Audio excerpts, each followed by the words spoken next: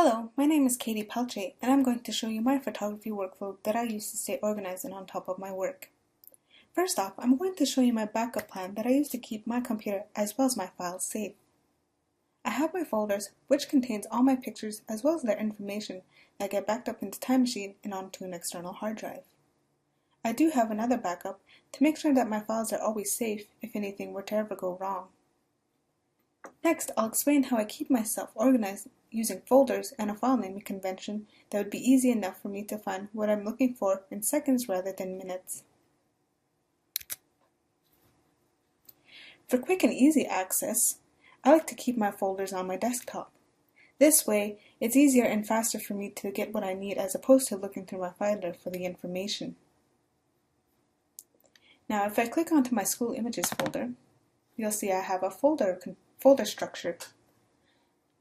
The folder structures are named based on the year, the identifier, which is assignment, and the course name.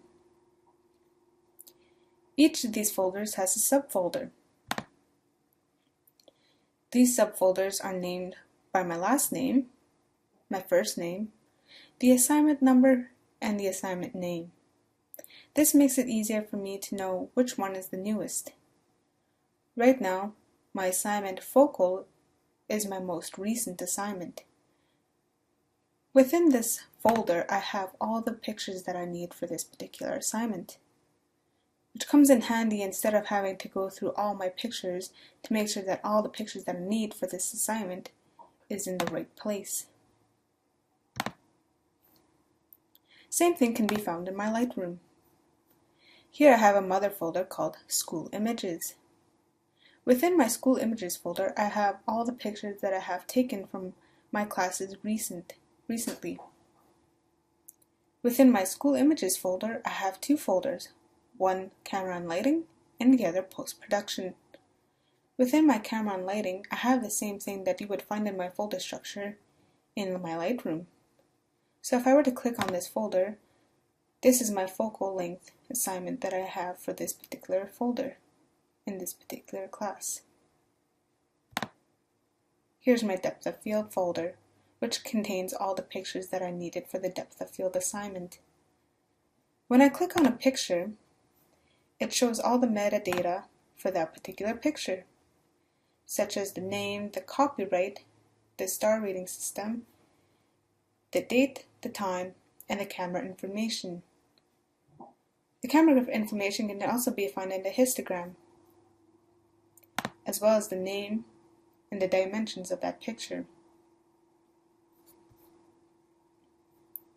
Now, into my collections, I do have the same folder name as I would have in my post-production, but this just makes it easier for me to get what I need right away as opposed to having to go through all these folders. So a collection can work very well when you need to get something fast, and it makes it very simple for you to go into the collections, click on it, and right here you have the pictures that you need for that assignment. Smart Collections works differently though, and can be really useful for when you want to have a portfolio, for example.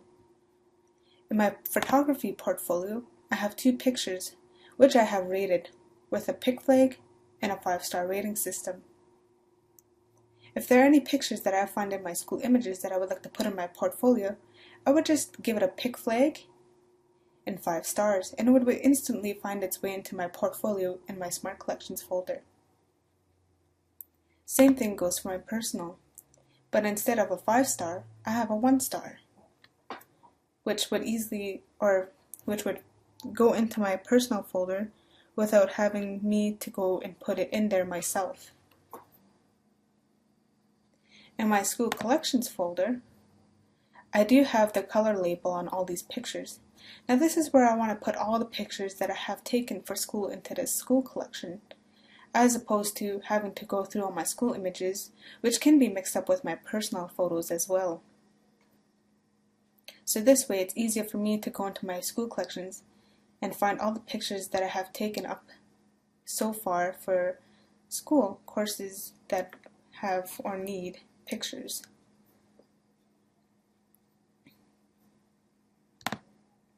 Now if I'm looking for a particular photo in my school images, I can go to the library filter and I can either look through the keywording, which is labeled under text.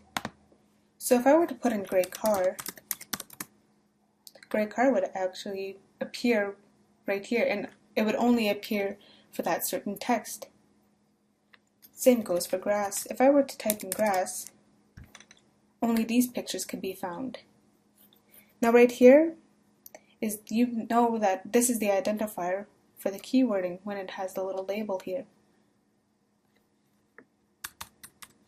Next, you can also find your pictures through attribute, which is the rating system itself. So if I were to choose this, I could easily find the pictures that have the pick flag and the pick flag. Same goes for metadata. And if you just don't want to look for any pictures, you can easily click none and all the pictures would come back into your school images and everything that you have seen previously.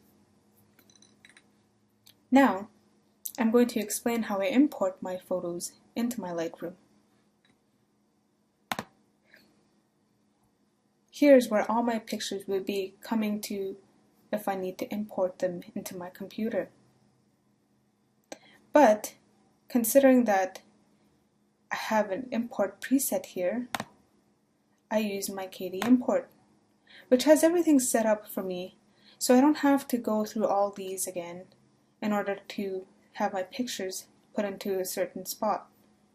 So instead of having to go through all this here in the file handling and making sure that all my pictures have the right presets in order to go into my Lightroom, into this folder that I want them to, I already have it set up. I also here have my copyright information that would be going onto those pictures also, so as to not have somebody copy without my permission. And you can easily make another one by going through new, or you can edit to make sure that this copyright has all rights reserved, so to make sure that the person who uses your picture knows that they need to ask you first, or know that you already have your name on that picture. Or you don't have to use one. But I prefer that I use one so that nobody can copy my picture or use my picture without my permission. And that is how I use Lightroom. It is an easy tool, an organizational tool to have for when you are taking pictures. Also, the folder structure really helps us as well as keeping my files organized. Thank you for watching.